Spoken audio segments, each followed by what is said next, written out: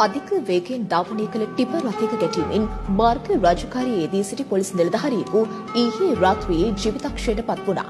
Gal Oya police මාර්ග බාධකයේදී බෙලෙස ජීවිතක්ෂයට පත් පැත්තේ කන්තලේ ප්‍රදේශයේ පදිංචිව සිටි 56 හැවිරිදි පොලිස් සැරයන්වරයෙක්.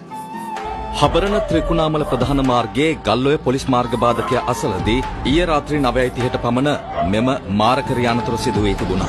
හබරණ පොලිස් ස්ථානයට අනුයුක්ත නිලධාරීන් පිරිසක් මාර්ගයේ ගමන් ගන්නා රථ වාහන පරීක්ෂා කරමින් සිටියදී ත්‍රිකුණාමලයේ දෙස සිට හබරණ දෙසට වේගයෙන් පැමිණි වැලි පටවාගත් ටිපර් රථයක් පොලිස් නිලධාරීන් පරීක්ෂා කරමින් සිටි මෝටර රථයක පළමුව ගැටී ඇති බවයි අප වාර්තාකරු සඳහන් කළේ. අනතුරුව එම ටිපර් රථය රාජකාරියේ යෙදී සිටි පොලිස් නිලධාරීන් දෙදෙනෙකුගේද ගැටී ඇති අතර ඉන් එක් නිලධාරියෙකු රෝහල් ගත කරන විටත් මිය ගොස් සිටියා. අනෙක් පොලිස් නිලධාරියාගේ තත්ත්වය බරපතල නොවන අතර ඔහු දඹුල්ල රෝහලේ ප්‍රතිකාර ලබන අනතුර සම්බන්ධයෙන් ටිපර් රථ රියදුරු අත්අඩංගුවට ගෙන ඇති අතර ඔහු අද හිඟුරක්ගොඩ මහේස්ත්‍රාත් අධිකරණයට ඉදිරිපත් කිරීමට නියමිතයි. මම මොකද පුතේ උනේ කියලා පොලිසියෙන් මට අම්මා හන්ද යන්න දුන්නා ළඟට බලන්න.